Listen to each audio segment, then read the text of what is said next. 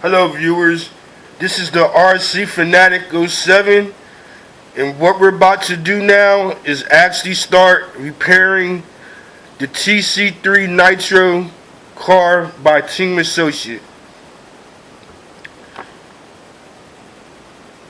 To my right side, I have a little cleaning station over here, which is basically a tray with some degreaser solution, some clean water, a drying towel, and my brushes that I may use to clean the parts off.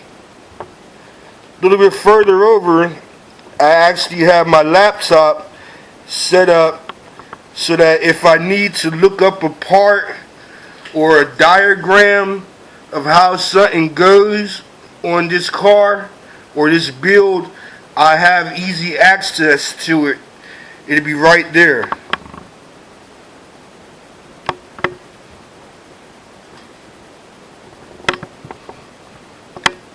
Right here are the parts that was needed to replace the broken parts that was on the car when I did my video earlier. One part right here is, if you can see it, it's the top bumper brace for the Team Associated Nitro TC3. That part number is 2225. Another part that I have are the eyelets that connect to the shocks that was worn down from the tires rubbing on the car. That part number is 1777.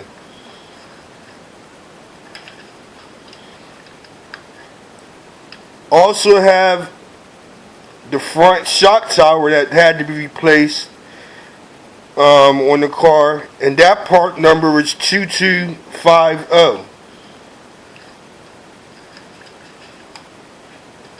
And last but not least, these are the pivot ball socket caps that I was telling you about. That's part number 2249. I'll also post these numbers and pictures of the parts that are needed to repair this car, so you'll also see what they look like and you'll have it for reference.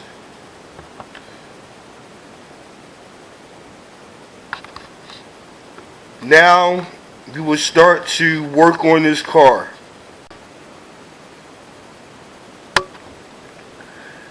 I started to dismantle this car, and I realized the best way to do a complete rebuild and cleaning is to take the car completely apart. So what I'm going to do is I'm going to take the motor off of this car and the gas box or gas tank, off this car, take the electronics out, and then start from scratch with that. In that process, I'll be able to clean the parts better. I can get a better visual on what else may be broken and what else may be wrong with this car. So, like I said, I'm going to start with taking the motor off.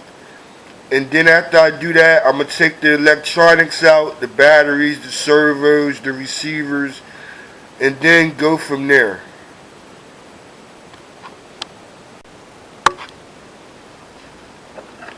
As I was getting ready to take off this motor, I noticed that the motor is connected to the chassis with these 4 screws right here.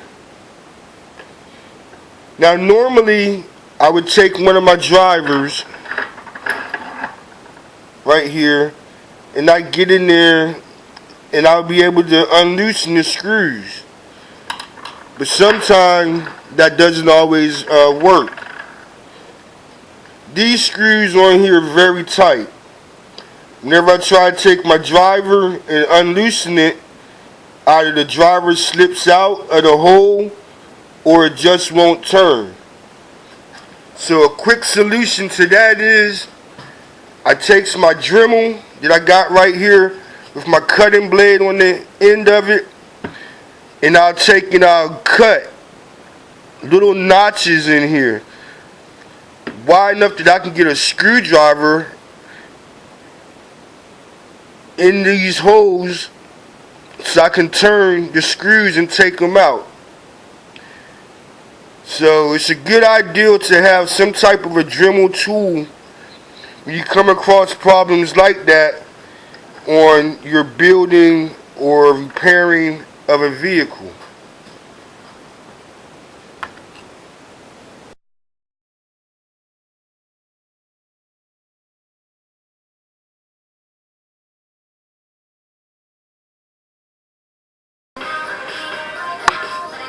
Well, I finally got the electronics out of this car, and I'm going to show you what they look like. This right here is one of the servos that was in the car. I've taken it out. This here is another servo that was in the car. Taking it out. Those are the screws that go with it. Don't want to lose them. Right here is the on and off switch that was in the car. This is the ESC unit. And this right here is a temperature gauge or temperature wire that's hooked up to the spectrum that tells you the temperature of your motor when you're running the car. This on and off switch, like I was saying, there was supposed to be 2 screws there, one on either side, and that was to keep the on and off switch stationary. Well, here's an example I was talking about.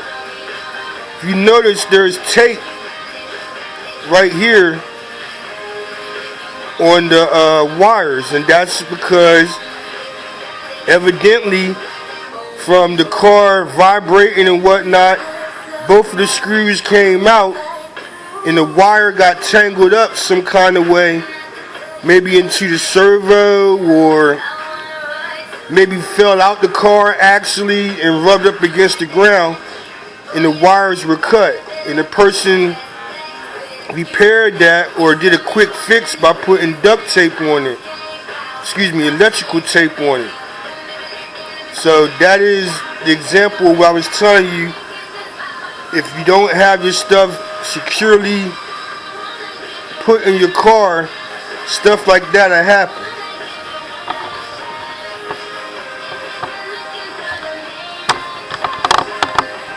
This is what the car looks like now that I've taken all the electronics out of the car. It's pretty much bare now. Now I'm going to start cleaning the car. Completely clean the car off with the degreaser agent, nitro cleaner agent. I'm going to take and clean the car off completely, and now I can see what's wrong with the car. Whatever's been broken and needs to be replaced, I can see that now.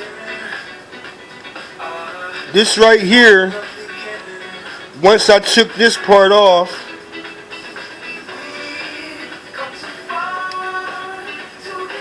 you'll see just how dirty your car can get. All of this right here is rocks from running on the road and from the oil, the fuel on the car, it drying up, and then the sand and so forth getting all on the car. And if you don't clean your car, this is kind of what it may look like. Well,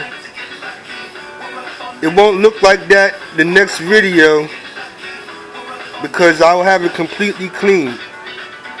All up in here is gook and so forth from the fuel leaking or spilling, and the dirt and so forth accumulating on the car.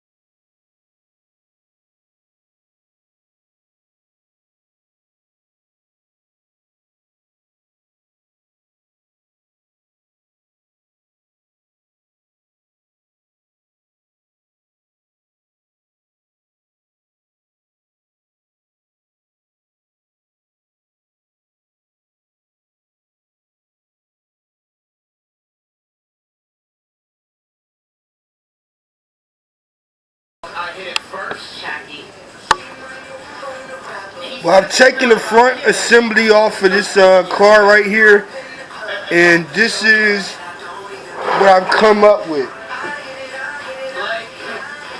The front bumper itself, it's not in bad condition. It's got some scuffs on it, some scrapes, but nothing is broken on it, so that'll be okay. As you know, the front bumper brace was broken on that. That's going to be replaced next. The foam on this right here isn't in bad condition, so I'm not going to replace it. As you know, here, the front shock tower, that was broken. That's about to be replaced. Right here, one of these turnbuckles, I've noticed, is bent. Where it come from? Probably a crash. But it's been bent, so I'm going to have to replace this turnbuckle. This is for the steering. This part right here connects to the servo, and that moves the tires left and right. Right here is the front bulkhead. There's nothing really wrong with it from what I've noticed so far. It's not cracked or anything like that. It's just dirty. The screws, they all seem to be straight, so I don't have to replace them, which is a plus. And these are the screws that came off the front assembly. As I looked at the arms, they all seem to be in good condition. So that's something else I won't have to worry about replacing. Just this part right here that I stated earlier, I have to replace that. Outside of that, that's it.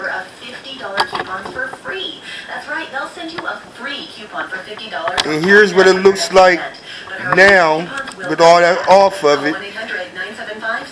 And it's pretty much cleaned up now. I'm going to get a little bit more detailed with it as I go forth. But for right now, all that's been cleaned off. All of this area is pretty much cleaned. Under here, all has been cleaned. This top part right here, that's cleaned. In the back has been pretty much brushed off and air hosed off, and that's kind of clean, but I still got some more areas I got to clean. So this is the progress so far. Now I'm going to take and finish cleaning off this right up in this area on the parts, and right on this right here, finish cleaning that off. And these parts right there, clean them off, and then I'll be reassembling them.